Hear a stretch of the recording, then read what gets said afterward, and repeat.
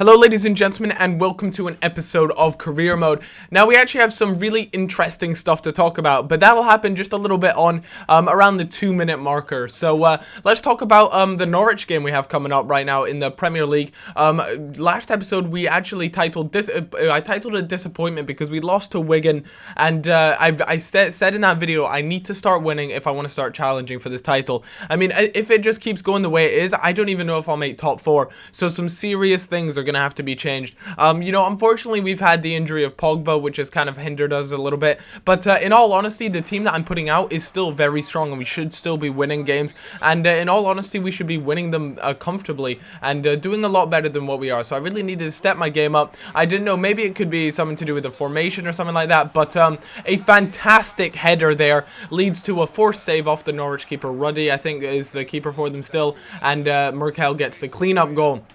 1-0 up against Norwich, pretty good, feeling pretty good about things, and their Muriel just like, the pace just burns the defense there, and he plays it across the goal, and it actually was a really good cross to pick out Neymar, and Neymar, who's not exactly the best at heading in this game, still manages to bury it, and that was an important goal with the 2-goal lead, provides a nice little cushion for us, and the only way is up from there, as Götze powers through the middle, plays a nice ball through to Muriel, and that was actually really lucky, because I pressed A there to try and pass it across the goal, but it was actually regarded as an own goal from Bennett there, so pretty lucky when it came to that. But still, whether it be 2-0 or 3-0, a win's a win, 3 points on the board, and that's very important. So we need to keep this up, see if we can try and create a bit of a roll, because as you can see, City drew 2-2 to West Brom, and when teams like that are dropping points, I mean, I'm not too sure where City are currently 6th, so we're 3rd at the moment, which is good, but we need to keep it up. And as you can see,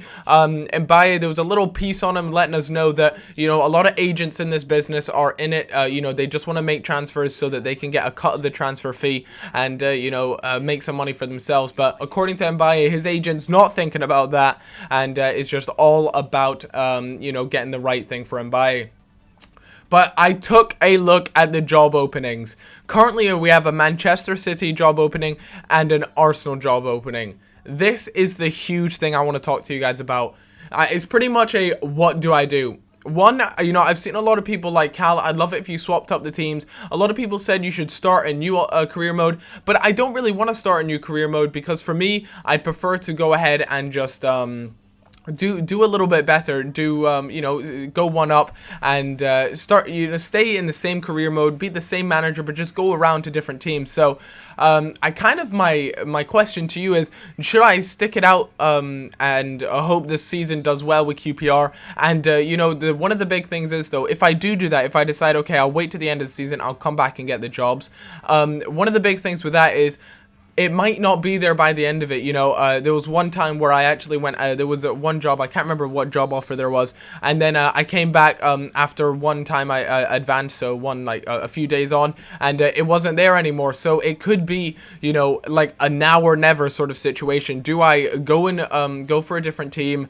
Do I, stay with QPR, try and win the Champions League with them and the title and things? Or what do I do? Please, guys, let me know in the comments. Also, I'm going to be leaving a Facebook poll, obviously, on my Facebook page, and I need you guys, I literally need you guys to help me out with this decision. So if you take the time to go and do that once you've liked the video or whatever you do, I'd really appreciate all of the help, because it's coming up to a point where I'm not too sure how things are going to go, and I really want to keep this series interesting, and I feel as though, maybe a new team might keep things a little bit interesting. But I had a game with Portugal, we had some international games, I simulated them, you guys know I simulate a lot of international friendlies, and again, I had this one against England coming up, and I'm just not interested in international friendlies whatsoever. I mean, it'd be cool to be able to play against England, but, in all honesty, just sim it, because if you take a look at the England squad, they've got Carroll, Sinclair, Henderson, Wilshire, Johnson. A lot of the young players that we see right at the beginning are actually now starting for the England side.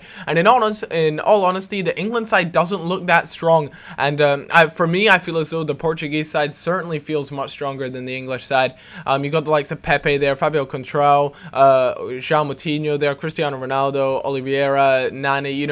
I feel as though the Portuguese side is just much stronger. And for that, in my opinion, the best player on the England side is, for me, probably Wilshire. Well, I'm talking about FIFA, this is, guys.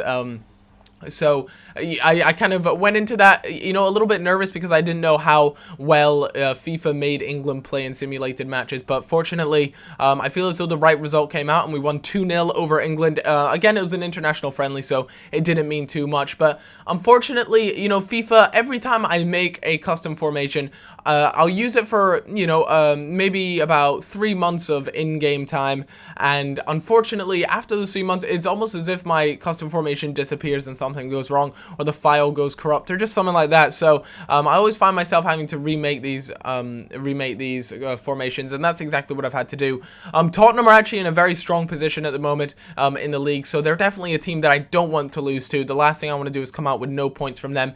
I'd be satisfied with a draw from them, but in all honesty, a good 3 points would be really, really good against Tottenham, because it would obviously make sure they came away with nothing and make sure we came away with 3 points. So, you know, a 4-3-3, and we kind of have that center forward role. So you have, you guys have seen it plenty of times, El Shaarawy playing center forward, and then you have Muriel and Neymar as the 2 strikers. At the moment, that I had Muriel playing center forward, but I do go ahead and change that later on in the game.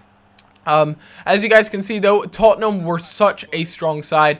I felt as though in the game, it was very much back and forth. There were a few opportunities. I believe in the entire game, there were only 9 shots on target, 5 against me and 4 against them. I felt as though, my shots on target were definitely a lot more threatening.